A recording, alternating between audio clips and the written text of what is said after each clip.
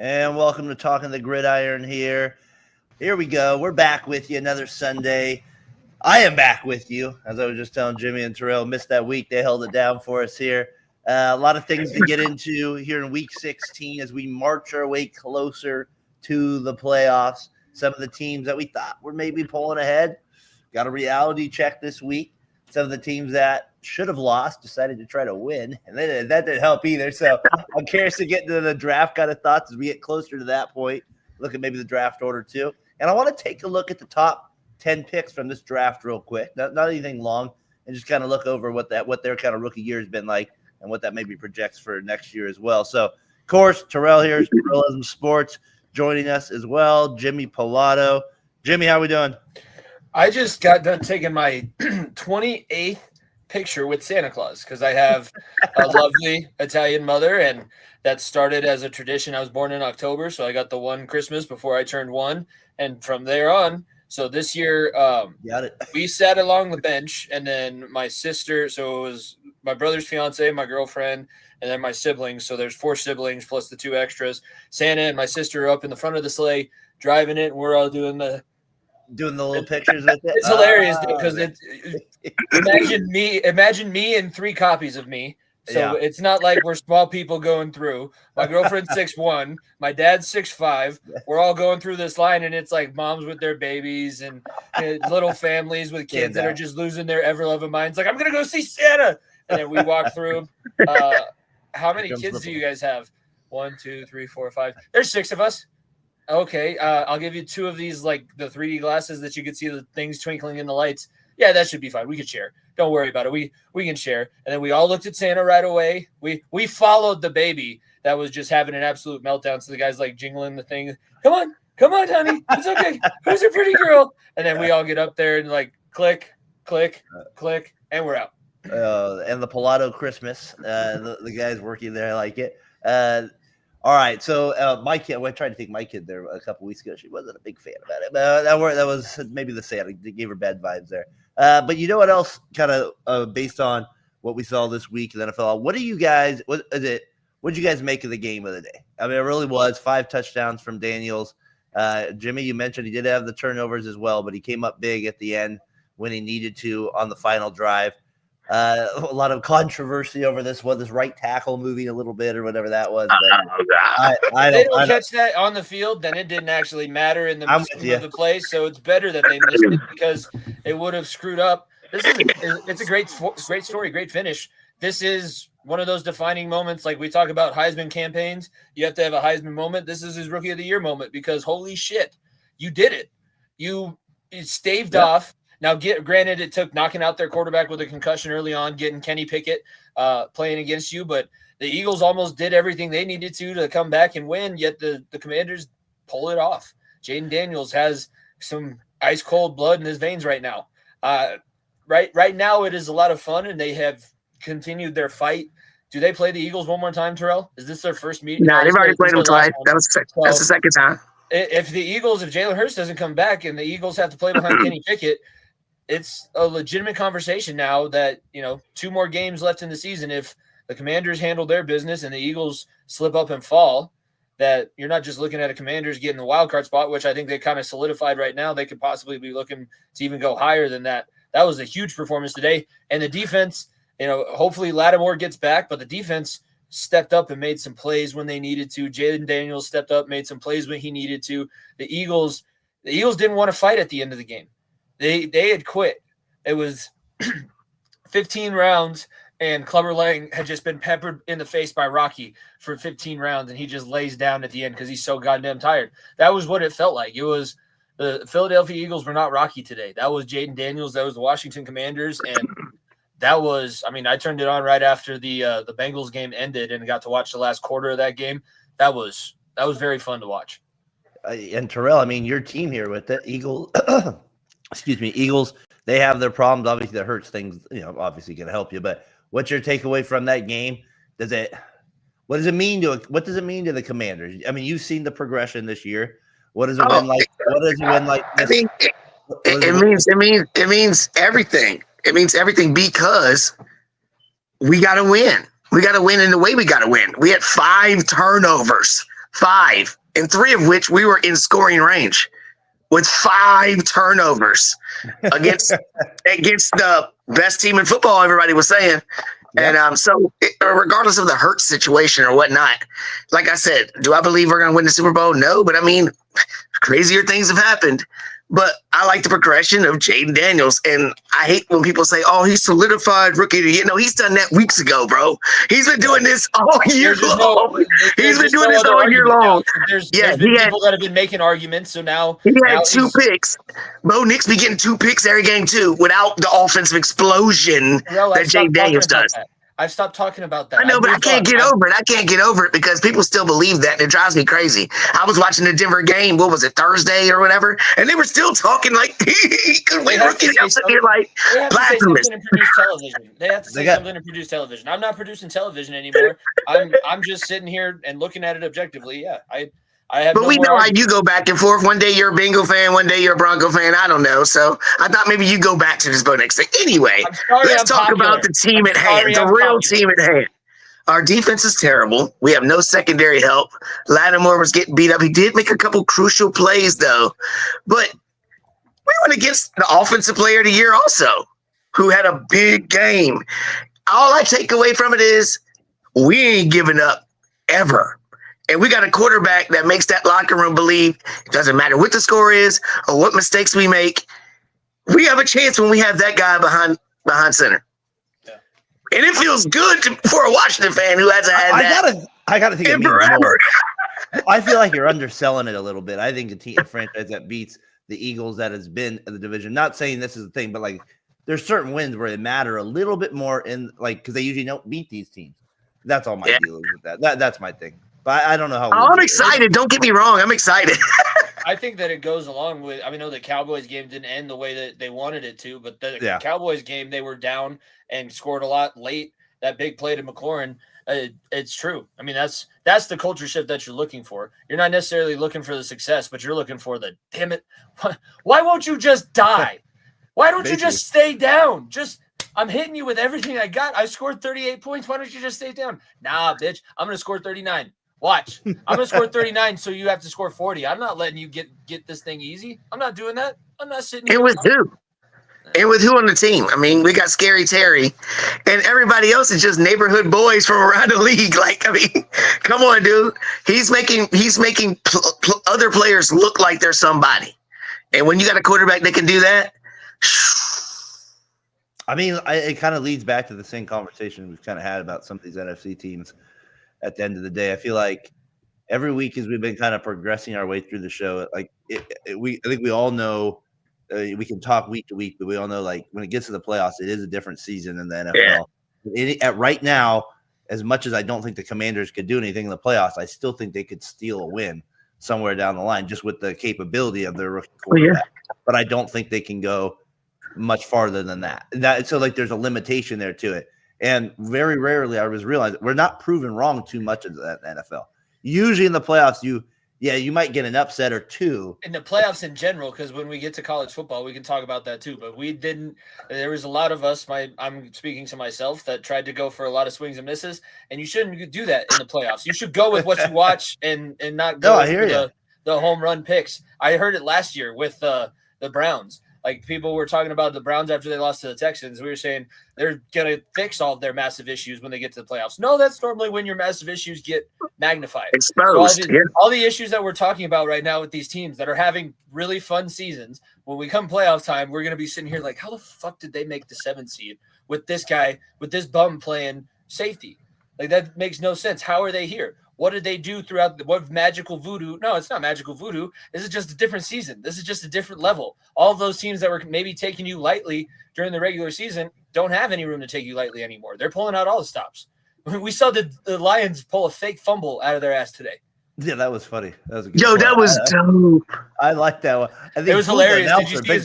Did you see his press conference? He's like, first off, on Monday, Ben asked me if I could actually fumble the ball and then pick it up. I said, I'm not going to try that. I'm not athletic enough for that. So he faked the fumble. Man, don't do that. Ball. How great are the practices? How great are the offensive practices in Detroit? That they're practicing all these play. I mean, how fun is that? That keeps everybody loose. Oh man. probably why they play as hard as they do, as beat up as they are. That's a team that has put themselves through it, but they are still playing with a whole hell of a lot of passion and a whole hell of a lot of fun.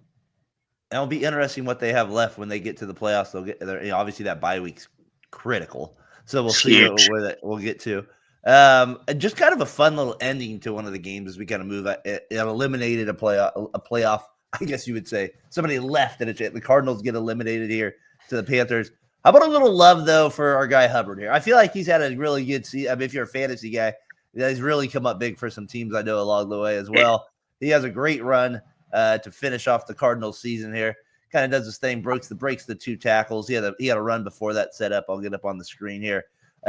Cardinals, they end it, but I just wanted to say this real, the Panthers, not the same energy, but like they are finishing a little stride that's making me think just a little differently than where I was a few weeks ago. The Cardinals are a mirror image of the Cardinals from last year. Do you think Bryce Young? So are we kind of back on it? He looked kind of toast. Like, is he kind of figured things? I don't know. He's going to be there. He's their starting quarterback next season. He has earned his starting spot again next season because he's still on that rookie contract. But I'm the Cardinals fans. If I was a Cardinals fan, it was a good season and you weren't expecting much and you were in contention for a lot longer. But it's a little disappointing because you had that great start and you've had great starts under this quarterback in this somewhat of this system before. Yet, whatever happens, the last 2 months of the season, you lose it. You should maybe not get off to these hot starts and have to maybe fight for it. I think the Panthers are the exact same team as the Cardinals last year, where they're just a really tough team that hangs around. They'll win a couple games down the stretch of the season, and their quarterback is playing well and earning his spot for the next year. They still have a lot of work to do. They still have a lot of drafting and developing and some free agency. It's been said that Tepper has taken a step back and isn't Jerry Jonesing it up out there in his organization anymore. And like, he's not grabbing the bull by the horns. He's just actually sitting back and letting the football people make football decisions. So it'll be interesting to see what happens over the offseason, but I would be encouraged with what I saw today. Like, you have a really good quarterback or not a really good. I'll say you have a good quarterback that's very talented that can get better, and you have a really good running back. Chuba Hubbard is a solid choice at running back. That last run, that's a good winning run. I mean, knocking over 2 guys to win a game, Terrell. Let's take that one. You'll take that highlight as you get older. Take that. That speaks volumes. That speaks volumes for Chuba Hubbard, because how long have we been saying, okay, it's really not you're not really the starter. Miles Sanders, they just signed him. Oh, and such just came, and now Jonathan Brooks got drafted. Oh, we're going to give you a contract in the middle of the season, even though our team is toast. They think highly of him, so of course he's running through walls for these guys. He finally got some love and some security. So good for Chuba. And he goes 25, 152, 2 touchdowns. That's good. The running back feels not back, but there's more guys. It feels like breaking out week to week here than we've seen kind of in the past. A lot of it I felt before was, we still have it, is the passing game. But I always, that element for about 5 to 8 years, it just felt like teams were locked in on those guys more. But it seems like we actually kind of got some guys that are able to run the ball for big plays, which makes it exciting when you can kind of. We're getting back to true running backs instead of this hybrid attack position that McCaffrey and Saquon kind of play. Yeah, exactly. Saquon can play normal running back too. He proved that the last couple of weeks. But we're getting back to that normal turnaround, hand the ball off for an ISO play, and if you can block these guys, if you got a solid offensive line right now, I feel pretty good about your chances moving forward, especially as the games get colder and especially as these games get tighter. Because I say it all the time, and I'm a former offensive lineman, so I'm biased, and you can say what you want, but winning in the trenches is what travels. Both sides of the ball, offensive and defensive line. And to your point, this team continues to do it, and do they have a chance to steal the best division in football with a win against the Packers and a win against the Lions? Somehow the Vikings can be the number 1 seed. How did they get down? Because they were kicking the crap out of the Seahawks initially. This is what they do, right? This is what they do. They get down. Here's the play to Jefferson. I believe this is the one. Darnold steps up there. But the Vikings just continue to – I mean, they find a way. The luck feels like it's going to run out, but the reality is they could win these next 2 games. And like I said, somehow steal the division from what everybody would say is the best team in the NFC still. So, like, it's just kind of funny for me to think like how the NFL season's kind of worked out where the Vikings have this great opportunity. Has Darnold done enough for you to trust him over these other quarterbacks in the playoffs, though? Because what we've been talking about stands true for them as well. Because remember, this was what they did 2 years ago with Cousins before he got hurt. They were winning games all by a score or less, and then they got into the first round of the playoffs and got stunned in the wild card. So do you trust Darnold now with what he's shown to beat a Goff in the playoffs, or to beat I don't know, not necessarily a Hurts, but I feel look at the quarterbacks. I guess Terrell, I would say it does seem like he has. I mean, you would think, duh, but he's not like him and Jefferson don't have a connection.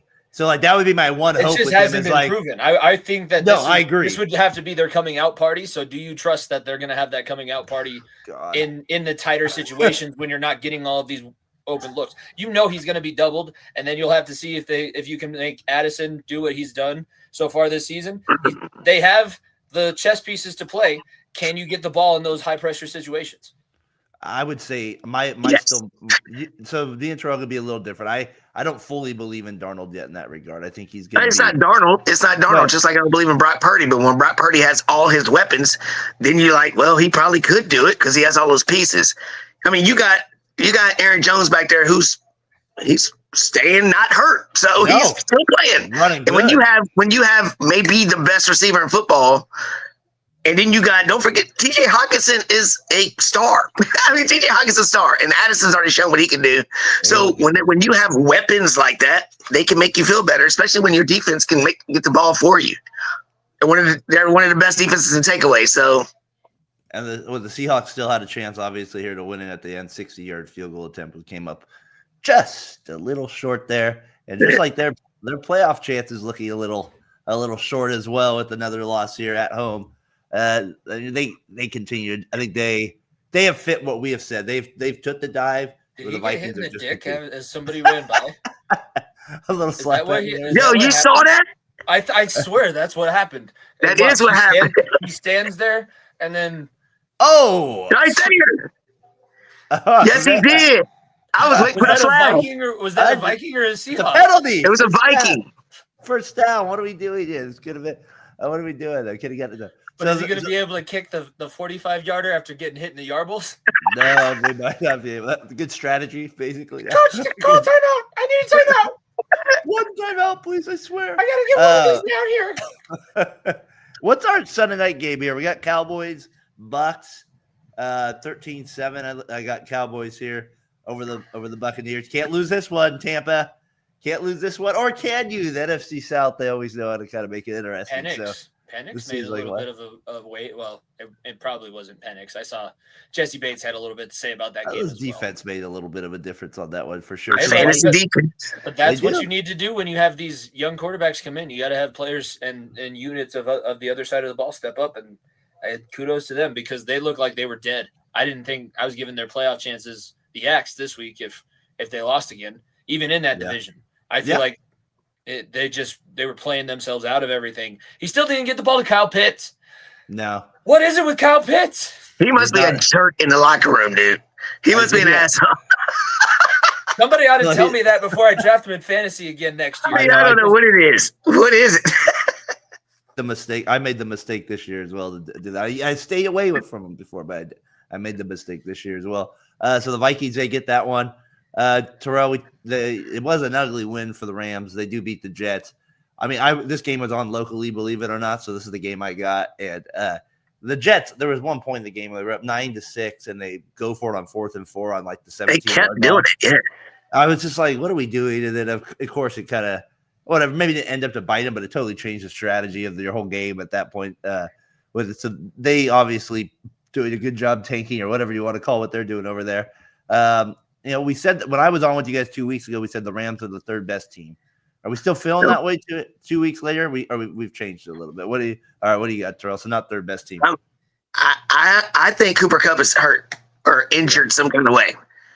Because he doesn't even look right running his routes. He's more looking like a decoy out there. Like sometimes he doesn't even like turn his routes for the ball. Like he knows he's not going to get it. And I'm sitting there like, they're not the same without him and Puka going neck and neck. When it's just Puka out there, I mean, eventually he can only do so much. So without Cooper Kupp right there, and that defense, that young defense is starting to wear down, it looks like. Their defense is young now. So it's like, few games ago, they were hitting their perk like that. But as the games keep going on, the weather gets colder and the hits hurt a little bit more. It seems like they're not as physical as they was a couple weeks ago.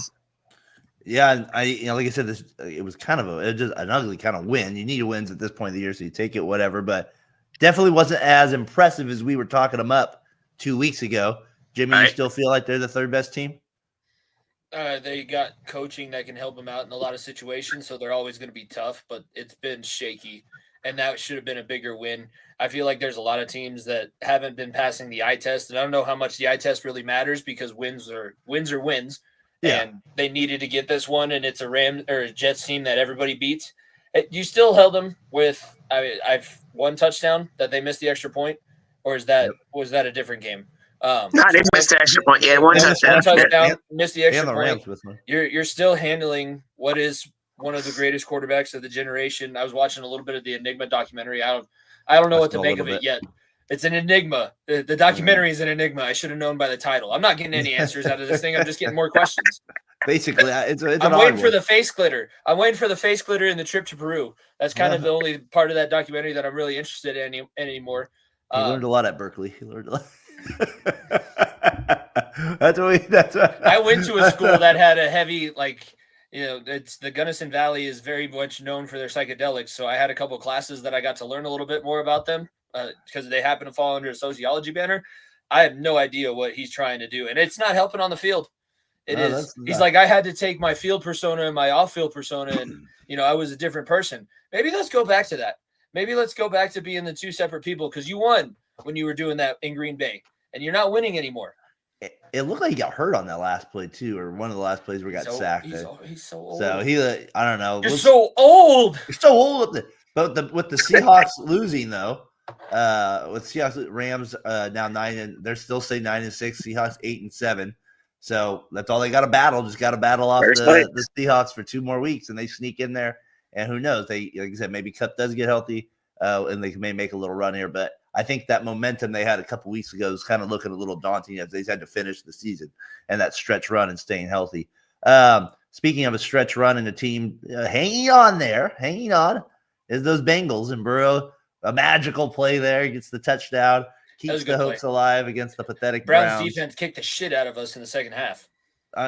It's still like the Browns though can't score. I mean, remember the whole year. I don't know. The Bengals defense sucks, and the Browns get 6 points against them. Well, did you guys watch Dorian Thompson-Robinson play? My dad was watching him a little bit. I don't know if he's ever seen him play in the NFL. He's like, he looks scared when he's out there. He looks like he's afraid of getting hit when he runs. His head's on a swivel, like, oh my God, somebody's gonna come and just clean right. And the Bengals pass rush got after his ass today. He's holding the ball, so I feel like the Bengals pass rush did what they needed to, but the offense the last 2 weeks, because it didn't look pretty against the Titans, didn't look pretty again today. You get the 24-6 win because you got the cornerbacks giving up on free plays.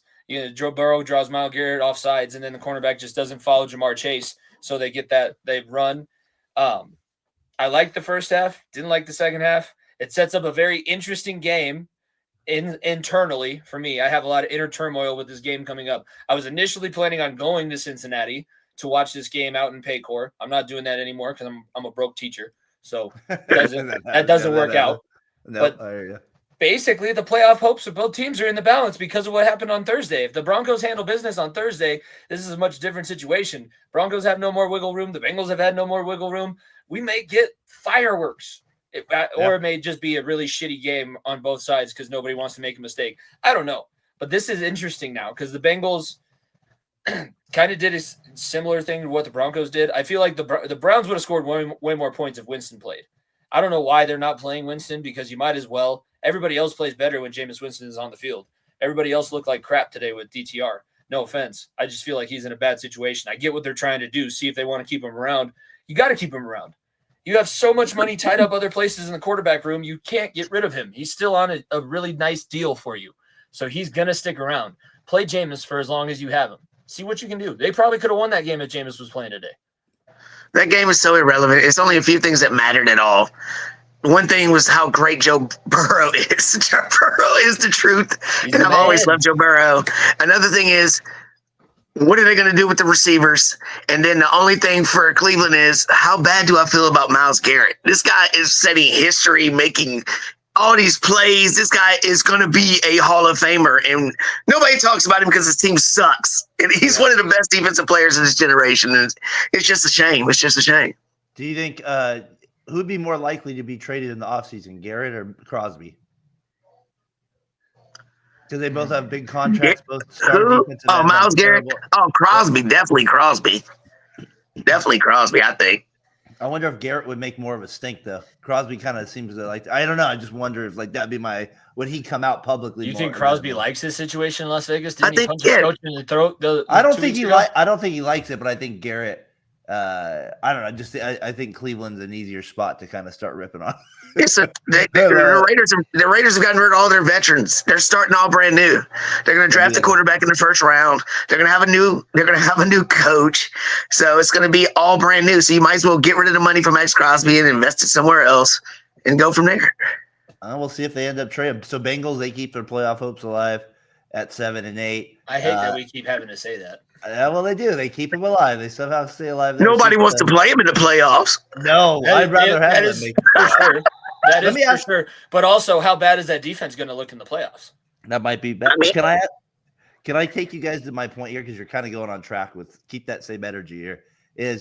I was thinking, and Brandon kind of brought it up to me too. That idea is kind of a funny one. It's like, how we had the college football playoffs and we had all the, where's this seed go because of that record, and who do you play because of that record? And does that strength of schedule matter enough to put you in that spot? So if we're just having fun a little bit here, and we kind of did that from an NFL standpoint, right? Like, how would you take, who would be the 12 best teams and how would we rank them? Because the Chiefs are 13-1, but would you have them as the number one seed?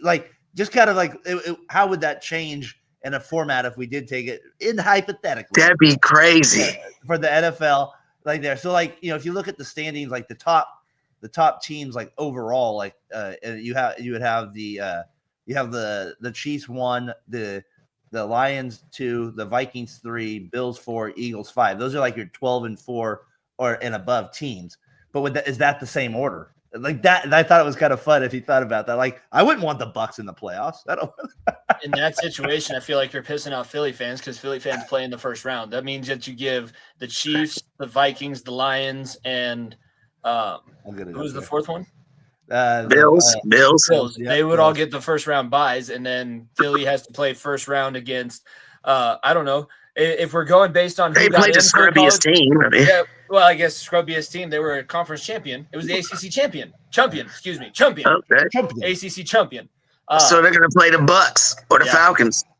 Yeah. So you'd have. I think it's the what does it go? 1, 2, 3, 4, 5, 6, 7, 8, 9, 10, 11. So the Texans would be the 12 seed if you did it just by straight record and head to head and all that stuff. But you look at it and be like, well, I don't know if I. So it's just kind of funny how you would move the teams around. Would I be able to be the guy like the SEC guys that are tweeting out? Did you guys see how bad Mark Ingram got bodied? Mark Ingram tried to pull one on the college football playoff committee. He's like, "This who y'all wanted in the playoffs?" And then he got replied to, "You're talking like 6-6 Oklahoma didn't hold your face in the pillow." Right. Oklahoma's playing Navy in their bowl game, and they beat the hell out of your team. So stop crying, dude. There's a reason you're not here, and you could have handled that if you would have just handled business. 1 out of 2 mediocre weeks. Vandy was leading that entire game. They held your face in the pillow too. Yeah. So where would we have? Let's at so would we put the Lions 1? Would they be the 1 seed for all of us, or would the Chiefs be the 1 seed? Nah, Chiefs definitely Chiefs. You can't put the Lions 1 seed because you look at the injuries that they have too, and the Chiefs are relatively healthy and getting healthier, I guess. Hollywood, yeah. Would you have the Ravens and Steelers ahead of the Packers?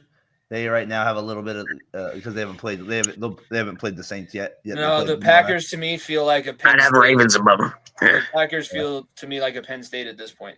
Penn State can win it all. Yeah, they can win it all. And they had a really favorable draw. They had the best draw out of anything because now they go play Boise. They won't have to play a top 5 team until the semis. Man, all the stuff at the Oregon Ohio State thing's going to be good there. It's just kind of funny if you did think about it, at the end of the year, if you had a committee that picked these NFL top 12 teams, how would they go about doing it? Because the division that would be nuts. It's just kind of funny to think about how you would. Well, the Rams, they got the 2 receivers.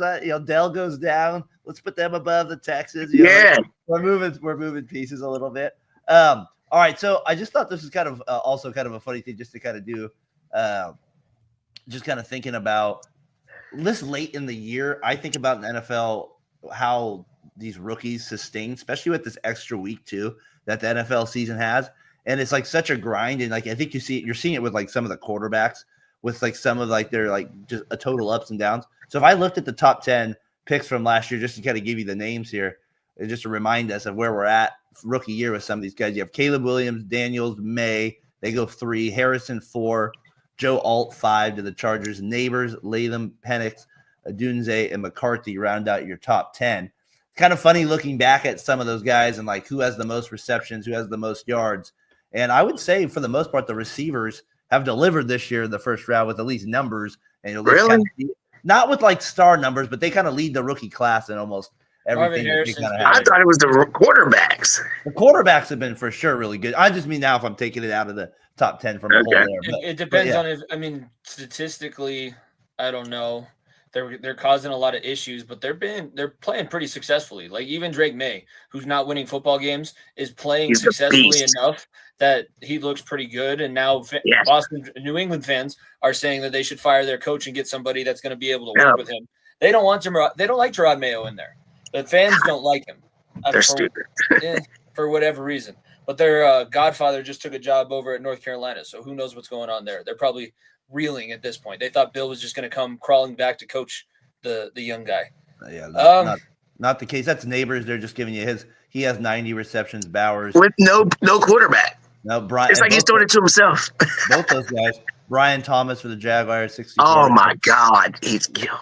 Xavier Worthy and Harrison Jr. and Adunze kind of round out your top receivers in that regard. Not like you said, maybe not a star year. And then not as good as the Justin Jefferson and the T. Higgins back-to-back draft classes. All of those receivers ended up – I mean, McLaurin's in one of those too.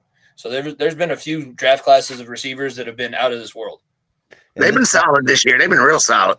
This draft class continues to tell you why running backs do not go a lot in the first round. You have Bucky Irving in the 4th round leading the league and the rookie class in rushing. Then you have Tracy Jr., and then you follow by the quarterbacks. And then the Niners running back went out last week, and Ray Davis. So late round picks actually leading the rookie class in those areas. So kind of funny, kind of looking at that first round a little bit. I would say, looking at it, maybe a chance for it to be a very good quarterback class from what we're seeing. So we'll kind of see where that ends up. And Caleb Williams will have a lot to do with that. And Daniels looks the piece there with it as well. That 5 spot has been really good for tackles as well. Joe Alt has been really solid for them, and Sewell was around that same time in the class in the first round. That has been a really solid place for people to pick up offensive linemen that kind of change the identity of their franchise. Joe Alt is going to be there for 15, 20 years if he plays that long. Oh, yeah. And we'll see what McCarthy, obviously, what do the Vikings do with Darnold, right, with McCarthy, all that. So we'll kind of see how that plays out with his. He rounded out the top 10 there at it. So as we're moving closer to the draft right here, it kind of makes me think about some of these guys that we're taking. And that's a pretty good rookie season. So we'll see where we're at with it as we kind of move forward. Speaking of the rookie thing you were talking about earlier, we have our guy Penix. He gets the start. I don't really know if I read too much into the team they beat. Obviously, the Giants stink. What was the picture? Was that a real picture I saw with somebody with a black hat next to him? Was that somebody fake put that there? Looked like a mob guy next to him in the game. It's got to be fake. So they win 34. They win 34-7. I kind of want to say the move itself. It kind of felt like it had to be done, and there was a lot of players. As I was listening on the radio this week, locally, the Niners have Donnie Whitner, so he kind of comes on the local radio and makes some stuff. He was not a fan of it. He thought it was a terrible decision for the Falcons to go to a rookie quarterback. He said, if I was playing on that team, I would hate it. He said he had experience with that with Johnny Manziel when they were 7-4 that they brought in him. But he did have the Kaepernick situation, but that was a little different, obviously, because Smith got hurt and he started playing well. But just kind of interesting, like to hear like players go up and down on this situation. I kind of felt like they should have done it a few weeks ago. So I don't have a problem with it being done now, and just kind of take your chances with it. I feel the same way. I mean, you got so much talent on that team that never gets the ball. Yeah. Why not get him? At least he's mobile, and he's a rookie, so that helps Bijan Robinson actually finally touch the ball enough to be relevant and show how explosive that he is. I mean, what do you think, Jimmy? Same thoughts? It also seems a little bit like a money play because now it sounds like they're going to try and get rid of Cousins before he has certain guarantees hit on his contract. So they wrote it out as long as they could. He's not as healthy as they thought he was going to be, not as talented, not playing as well. Got paid quite a bit for his efforts, but I think that's part of the issue too. And yeah, going to the young guy, seeing what you have. He's also not a young guy. He played a lot of college football. These guys that come in with a lot of college football experience that have been on multiple teams play pretty well and have been pretty successful. So it's not necessarily all that. Like, I don't agree with the locker room is going to lose faith. I feel like they were losing faith in Cousins. This is probably the only way that you can keep a lot of these guys invested and wanting to play and fighting for this playoff spot, because now we got the young guy who knows? Maybe he's Ben Roethlisberger and goes on a massive playoff run his rookie year. You never know. Never know. Cousins start next year? Maybe. Somewhere? He starts for the Raiders. Oh, stop it. Raiders or Colts? Colts again, go with the veteran. Titans.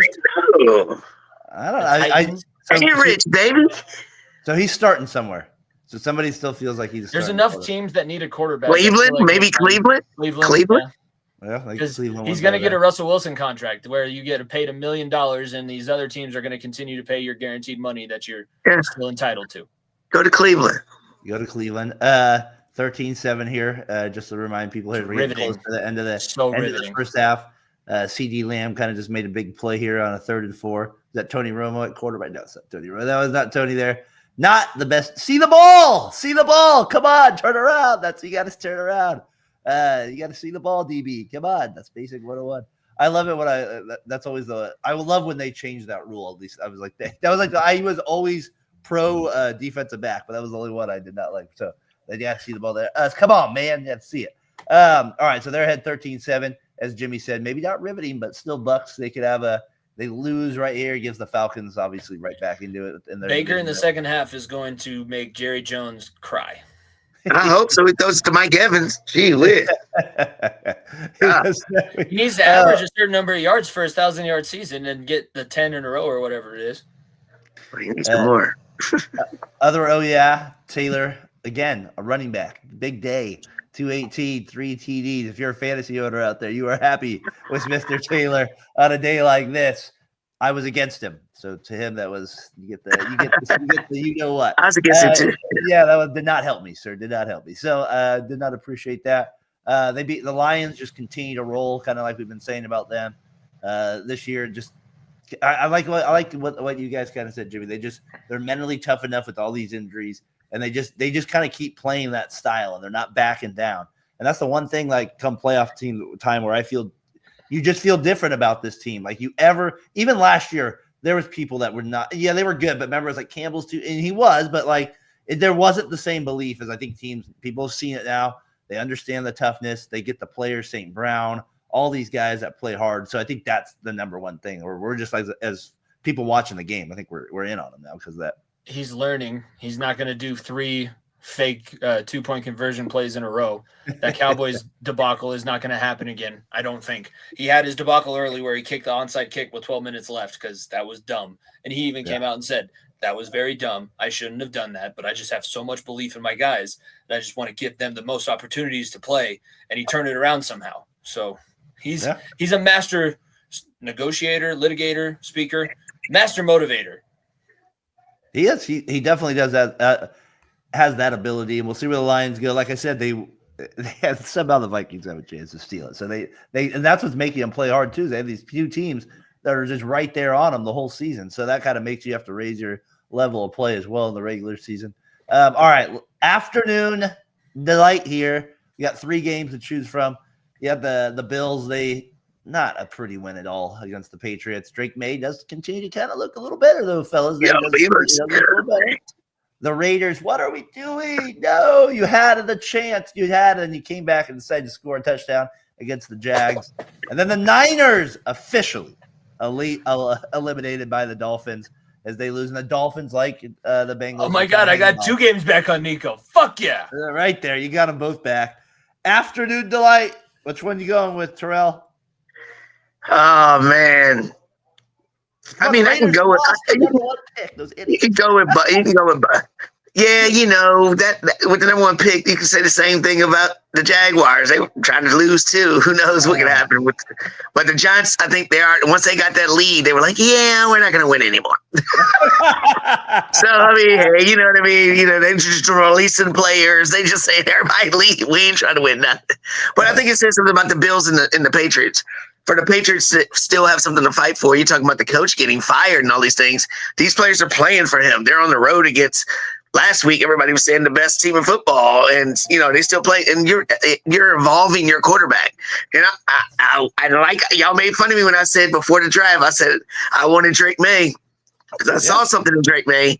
I'm telling you, I see something in Drake May. I am blessed to have Jaden Daniels, but I'm telling you, Drake May, he's all right.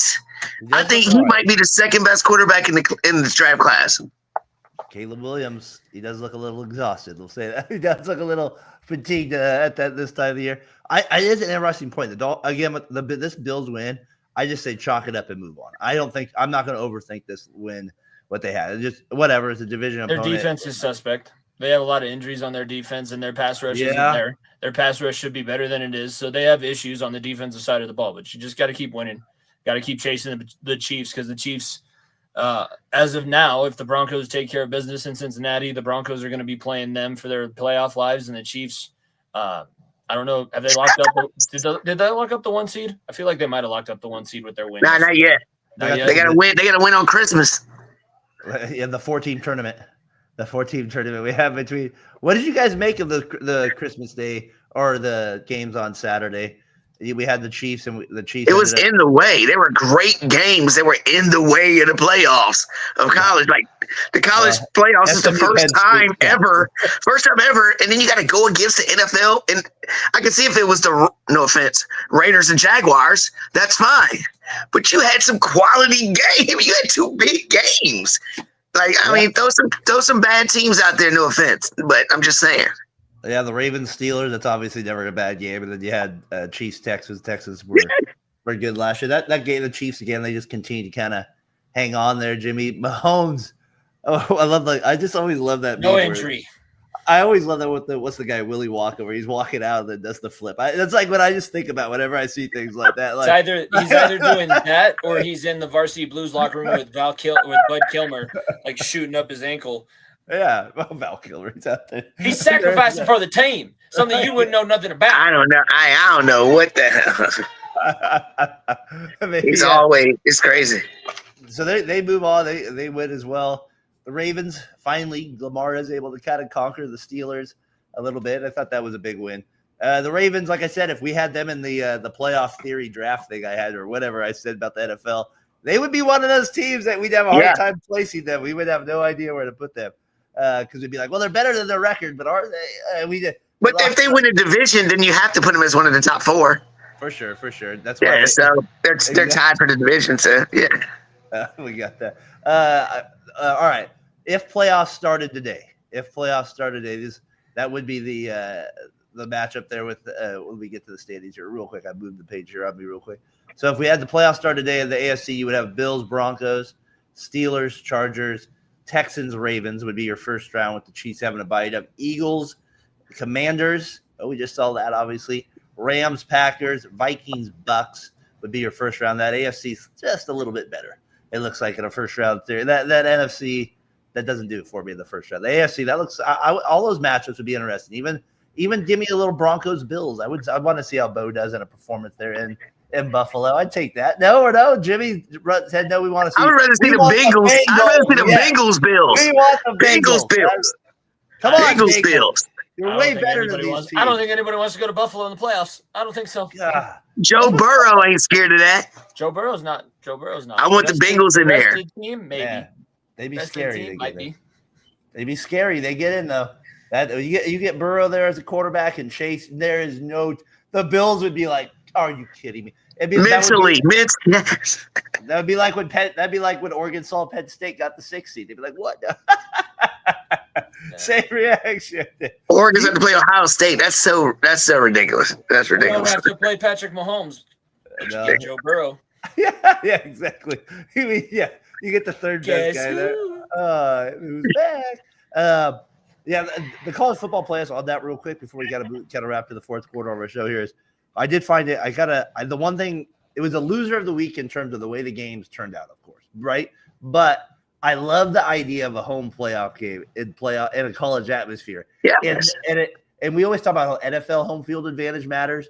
Those 4 teams are going to have such an advantage every year. Whoever has that, because I don't think it would be true, but I threw it out to this morning on my podcast. I asked Tyler, the guy, I said, what if you just hypothetically switch the road teams to the home team? Just hypothetically, would any of those teams have won the game? Everybody said no because it's a blowout. No. I get it. But I don't know. I think Texas might be able to beat Clemson, and Notre Dame might still be able to beat Indiana. Indiana seceded that game with like 4 minutes left in the third quarter, down by 3 touchdowns, and you punt the ball away when you haven't been able to stop them at all. That was after you were talking a whole lot of shit about how you beat the shit out of top 25 teams, then you didn't play a single top 25 team except for the one that beat you by 30, and then you got whooped. Almost reversed my score prediction. By what team? The Notre Dame. That's right. The Notre Dame Fighting Irish. That's right. Oh, wait a minute, Jimmy. Did somebody that was on the show with you and the head dude on Variety Sports Network, did somebody pick all the games right? Oh, that was me. Yeah. Hey, and y'all were making fun of me. And I never made fun of you. I just stuck with my own. My predictions were wild. I wanted chaos in the first round, and I didn't get it. Nope, I did not get it. SMU, I think, was probably the biggest loser of the entire thing because that game was over from the first time they tried to go for it on 4th down and that tight end dropped the ball. You can talk about the 2 pick sixes all you want and the 3 interceptions. That was the mental dagger that they were never going to overcome. You know who the loser for the college playoffs was? All the teams that are going to be in the same boat as SMU and them for the next 15 years. Because when it comes out of these rankings right before that, the people are going to be like, well, if we don't put SMU right there, we can still possibly put somebody above. You know it's going to happen. They just look like all 4 games looked bad. It did not. They look bad. They're going to have a total opposite reaction next year, and we're going to get all the 3-loss SEC teams in the at-large. That's what's going to happen. Watch. Yeah, and it'll be interesting when we get I noticed there wasn't any big quarterback play in these playoff games where you're like looking as a top prospect, and or that's the way it felt. Quinn Ewers. Yeah, I guess. But I guess my point is carrying the media weight too, kind of that kind of guy, quarterback that kind of comes in with that type of nostalgia. But anyways, that was fun. I went to an SMU game this year where they played Stanford. I think there was like 1,000 people at the stadium, so a little different, than at Penn State. So they like destroyed Stanford. The game I went to, but Stanford plays football still. They do. Andrew Luck, baby, he's the GM now. He's back. He's back as the GM. Underrated stadium though to go to. If you ever make it out here, underrated stadium. All right, who we got Monday? The Saints are look at -14. The Packers are favorite by 2 touchdowns. Any chance the Saints pull off a miracle in Spencer if he's getting there? Is there any chance? Do they even keep? Do the Packers win by more than 14? I guess is the big question here. What do you think? More than 14? They win. Where's it? It's at Green Bay. They're going to win by more than 14. The line is 14. The line is 14. That's what I'm taking over that. Over. The line is 14. That's over. All right, we got that. Jimmy, the same way? I definitely think the Packers are going to win. The Saints look like they're doing their best. The Rizzy just doesn't know how to tank as well as some of these other coaches. No, they do not know how to tank. Well, actually, maybe he knows how to tank better because he looked like he was trying to kill Jake Haener last weekend. He did look like he was about to get. And what we got? Do we have Zeke in the end zone at Ohio State? Yes, it was Zeke and not Rico. Boom. He still almost stopped himself. He had an easy lane to the inside, and he ran right into the blocker's back. What the? Does he not look? Does he have his eyes closed? Does he have the visor? The visor's a little. He looks like Eddie Lacy. Hey, what number? He was never always 15. What was he before? He was 15 for the Patriots last year. 15. Didn't he wear 15 at Ohio State? He wore 15 at Ohio State. I know. He was 20 because it was before he came in before that you can be whatever number you wanted to be. So 20-7. This would Bucks. Come on, wake up. Hello. They're in scoring range. They're in scoring range. And Mike Evans. Come on, Baker. Come on, Baker. Where are you at? Let's go. Show up a little bit. What are we looking for here? We gotta make a move here. All right. As we kind of look ahead to week 17, guys, 2 more weeks in the regular season. We're like, that's where we're at. Beginning to look a lot like Christmas. As we get there to Christmas time, and you look at these games, you have on Wednesday, the Christmas Day games. You have the KC at Pittsburgh. That's a good game. You have Baltimore, Houston. That's a good game. So you have at least right at the start. And then Seattle, Chicago. We got a little drop off there. But then you got Denver, Cincinnati, just because of kind of what we talked about. That's obviously going to be a big game. I got flexed to Saturday night too. Did it get? Are you gonna be alone for that game, Jimmy? Am I gonna be alone? That's not gonna be a tough one. Are you gonna be in a quiet place watching the game? There's a lot of emotion. I might go watch it next to Nico just for fun. Just there's for a lot of. What do you have? Yeah, you're right. You got Thursday. That's on Prime. Yeah. Then you got Saturday. That's NFL Network. That's for me. That's a 10 a.m. start out here. West Coast Chargers, Patriots, and then you got 1:30 Denver, Cincinnati. It's 4:30 for Terrell out there. East Coast. It's a damn good thing I didn't set my trip. I would have had to move everything a day up and change my tickets and everything. I was assuming this game was going to be the week before, the week before New Year's. And then we get another Saturday game, Jimmy. Yeah, why? Get Arizona and Rams. So NFL really loaded up on the holiday season. They're pissed at the NCAA. They're pissed at this college football playoff committee for making their season take so long, because they're like, you normally are done by the second week of January. And normally these games on Saturday don't matter. Now with the playoff games and all these big ones, they're going to have a lot of big matchups this week as well. So you got that on there. Then you go to Sunday's slate. Obviously Green Bay, Minnesota. That's the first one that's that goes on. And then, like I said, not really a sexy matchup, but it does matter on standings here, and it does have a little bit more of an intrigue because Penix is in. Is you have Falcons at Washington, so it's a big game. Big game. We'll see. The Falcons just have this aura, so maybe there's a little changing now where they get a little like they're not just like watching paint dry. I mean, seriously, that Falcons Raiders game was watching paint dry. That set football back a few years. That game right there. So if you watch that one, and then you have on Monday night, which we thought was going to be one of the biggest games of the year, but it's just Lions at Niners now. So we'll see with the Niners collapsing. The Niners get a little revenge on Detroit. Do they make a message here? So those are some of those. Not actually on paper, some pretty good matchups, I would say. They kind of at least will have your intrigue. It'll be weird how they spread them out during the week. So. I don't know. Some big ones there. That I like the first one to start the whole week, though, gentlemen. I kind of like the Steelers. That's the one that stands up to me. Me too. Well, it's that time. What do you got, Jimmy? Winner and loser of the week for this week. You got one, or should we start? We should start with Terrell here. Yeah, let's go ahead and start with Terrell. I gotta think. Terrell, you got a winner maybe for the week here. Somebody the winner of the week is all the Washington Redskin fans that have been dealing with all of this forever. Quarterbacks after no quarterbacks, just to see almost a whole year of this kind of play and maturity and elevation week to week to week. Just giving us hope, baby. Just giving us hope, because there's not much talent on this team. We talk about how bad the defense is. Well, look at the offense. I mean, we got Scary Terry and I mean, you know what I mean? So it's he gives us hope that now with this new regime, hey, we've got our future and our quarterback. He's on a rookie deal. Let's figure out a way to spend some money to get some stuff around him while he's on his deal, and let's see where it takes us. That's my winners of the week. Everybody associated to the Washington organization. Hey, we talked about them a little bit at the beginning of the pod. Might as well kind of end it with them. They are the winner in the week in so many ways. Like I said, I think that Eagles win matters a little more than any other regular kind of wins throughout the regular season. They all matter. They all matter.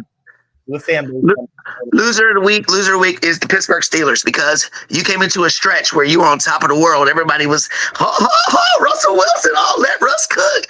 This still Mike Tomlin with his growl and all this, and the Steelers. And then you went to the meat and potatoes of your schedule, and you're looking like the frauds that I thought you were. And I think that will continue on Christmas Day when Patrick Mahomes does what he needs to do, and Pittsburgh's just going to keep going down and down and down. They'll make the wild card, but it's just going to be what I said they were going to be. They were front runners, and they're going to fall apart. They're done. Rev, are you out there? I did send you the link late notice today, but hopefully I can get you back on. I love Rev's take on. He's a Steelers fan, but he's a very real one with it. I think I'd be curious as he's kind of how's he feel with 2 weeks. Was TJ back? Did TJ play? I didn't see it. Yeah, TJ was there. Yeah. But they also, I mean, you can't win a game when you're Pickens was the only one that did play, but I mean, still, so what? You're throwing the ball away. You can't win games when you're throwing the ball away, even against Lamar Jackson, who tried to throw you one back. The Steelers, I think, are kind of one of those teams where they're more dangerous than they've been in the past, but the AFC is just so deep right now. It just feels like they're just not there yet in that pecking orders. But we'll see. The defense can be really scary at times when they're all clicking. So, Jimmy, what do you got? Winners and losers here.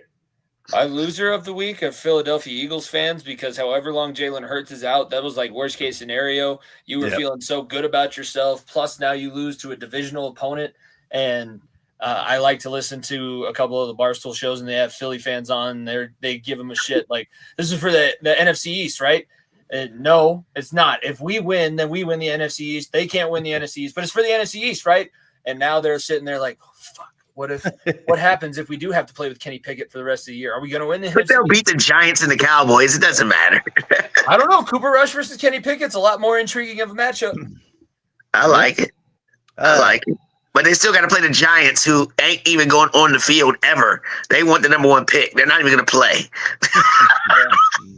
They're like, all right, we're going to give it a good 5 minutes, boys, and then any effort, any soul that you have, pull out of the. We don't. Everybody go break a sweat.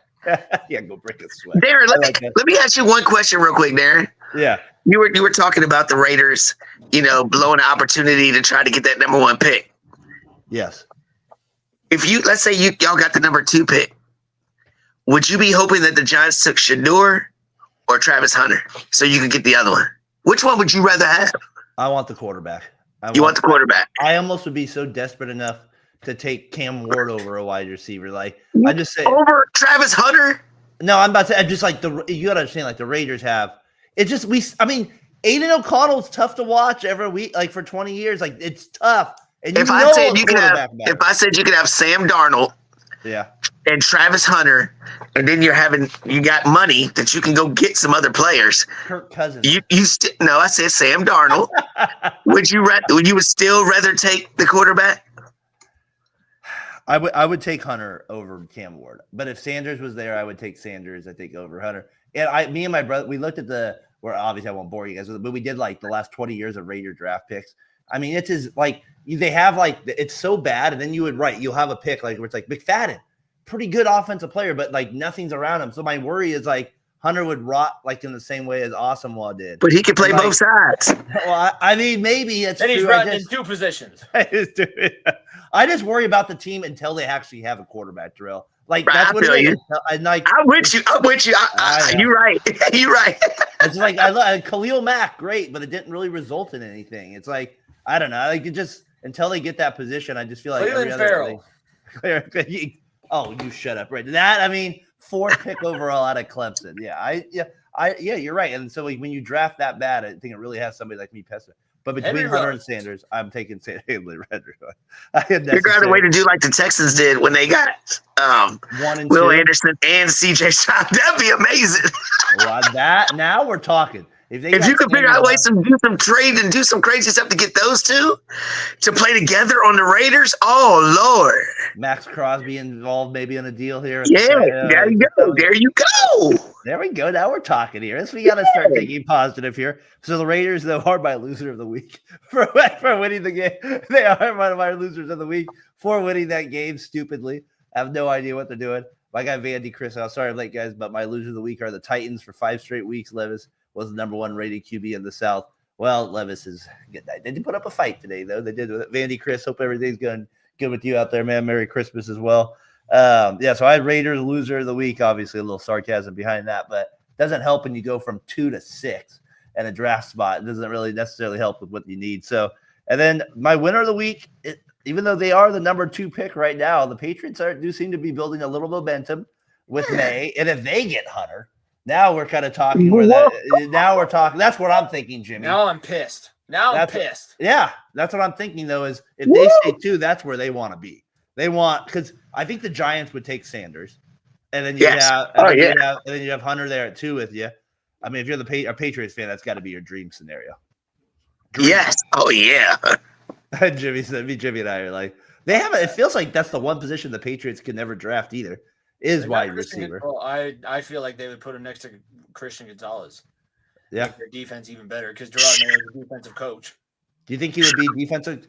Like honestly, he's gonna probably do one more than the other, right? So defensive back would think you would think he'd be more of that, but yeah, but I think he's gonna he could be a third down wide receiver. He could be a third down wide receiver if you're behind. He could be on certain packages. Yeah. Oh, and if he's on the field, he's gonna be something decoy or something. He's gonna change that play. What were you saying there, Jimmy? I think he's just going to be a slot receiver. I don't think that he's going to start off as an X or a Z, but he'll be a slot receiver. He'll get some plays in the 11 personnel packages. So you guys do both think the NFL is gonna make him a cornerback first? Yes. You can't shut down the side of the that's harder to get. Yeah, and it's a harder position to play at this point. All of the rules are geared against it. But you can't watch somebody shut down an entire half of the football field for 2 seasons, and then he gets that much better at tackling, and he's just always around and making impactful plays. You're putting that guy on defense. Yeah. Oh yes. Oh yes. It'll be interesting how many snaps. Oh yeah. It'll be interesting how many snaps he gets on offense as a rookie. Well, obviously, health will be a big thing with him as he gets into the league. He's getting a lot of advice off the field, if you know what I'm talking about there right now. So you better get that ring back. Get that ring back. He's getting a lot of advice on the field, though. So yeah, we know that with it. We got here, Vandy. Travis Hunter is going to be the same as Sanders was. He will be a defensive specialist, but have some offensive packages. Yeah, that's what he did throughout his career. Had a few there. And they would always go to him, and it'd work. So I think he'd actually be even more involved in like running. Yeah, way more involved. Yeah. So, well, especially if he goes to a team with a good offensive coordinator and a good mind with that stuff. So, actually, Jimmy, a lot of draft stuff around your area with those guys. Going to be the talk here in a few months. That's going to be the talk of the town come February, March. It's just going to be everywhere in the NFL. We've been saying it for a year, but it's like it's coming. We're almost there. It's like. It's right there. The hype machines are big. Cam Ward, the number 3 pick. Should you take him? All that stuff's going to start happening, and it's just going to be nuts when it comes to draft time and stuff. So it's kind of cool though. Colorado's not. I don't know. Your area. I don't think they live in Colorado right now. I think they don't live in Colorado in the off season, so it'll be funny. But yeah, no, they represent the school. I said it last week when we talked about the Heisman with Travis Hunter. There's not a guy that's represented and been more humble and like done so much for a program that was so bad and so downtrodden. College or high school football players in Colorado did not want to go to the university. It was a black hole. You didn't want to go there because you weren't going to win and you were going to get worse. You were going to be allowed to get worse. And that's the way that it goes. And they were able to change the thing around when a 24-month period. That's huge. That is so big. We do not want Bill Callahan. But Bill Callahan did produce one of my favorite quotes of all time. What are we, the dumbest team in America? Like, that's still one of my favorite quotes of all time. That's an offensive line coach. That's an offensive line coach saying. Charles Woodson hated him after that. It was funny. Why can't the Raiders have nice things? Hey, we got a game ball. I gave my game ball to Brock Bowers, though. I did. Yo, he's a stud. That's what I'm trying to say, man. You got the tight end. Oh, it could be scary. He's so good. He honestly made that guy. Who was the guy they drafted from your school last year from Notre Dame? Jeff Mayer. Yeah, Michael Mayer. He's honestly made him just irrelevant. He's like, he doesn't even like get a snap. I know he was good. Well, Bowers is like, well, yeah, I'm just gonna take your job. So he's been awesome as a game ball. Looking at that rookie class. It's also I do this in the NBA out over years when they're drafted is who projects to be. I know it's crazy, but a Hall of Famer. Like there's a very few in each draft class that actually become a Hall of Famer. So it's kind of funny as they're starting their careers. You have Bowers, he looks like an automatic, but injuries he does stuff to play. So we'll see where that stuff goes. Yeah, when you put up numbers like that in your rookie year with O'Connell and that's where Neighbors, I feel like, for the Giants as well. He does special things out there too, and you're like, who's throwing him the ball again? You're like, that's so it kind of like makes a big doubt. Yes, he is him. So, Jimmy. Thank you for holding down the fort again last week, boys. Merry Christmas. We got Happy New Year. We got that coming. We'll be with you guys next Sunday as well for 2 more weeks in the regular season here. I don't know. We'll see. The lots to still play out. I feel like that NFC North just continues to get crazier and crazier, and we'll I feel like I thought more would be resolved by this point. I thought the Vikings would have fell off, but they continue to fight in there. So that's going to obviously be one of the big storylines moving forward here. and we'll see if the Chiefs can ever slip up here in maybe a team in the AFC. The Bills can, maybe still steal them 1 seed or something, but not looking good for them as well. Boys, have a good Christmas with your families. All right. Really appreciate both of you guys. Jimmy, can I get a picture of that? Someone with Santa. Can I get give me a Pilato picture with the Santa? I can get you a picture. I'll get you a picture. You got to send me something on the phone. I got to see what that looks like. That was good. Terrell, appreciate you, man. It's been fun kind of connecting with you over the last couple of years with this show, and obviously doing your show too. So you guys are good people, and just wish you guys nothing but the best holiday-wise. Jimmy, enjoy a little rest there, and we'll be back at it next week. Vandy, Chris, appreciate you tuning in as well out there in Tennessee. Have a good Christmas as well with your family. So anybody that supported us over the last, 3.5, we're almost 4 years down to Talkin the Gridiron. We appreciate you guys with it, and we'll see you guys next week. So for Terrell, for Jimmy Pilato, I'm Darren. We'll see you guys later. Merry Christmas.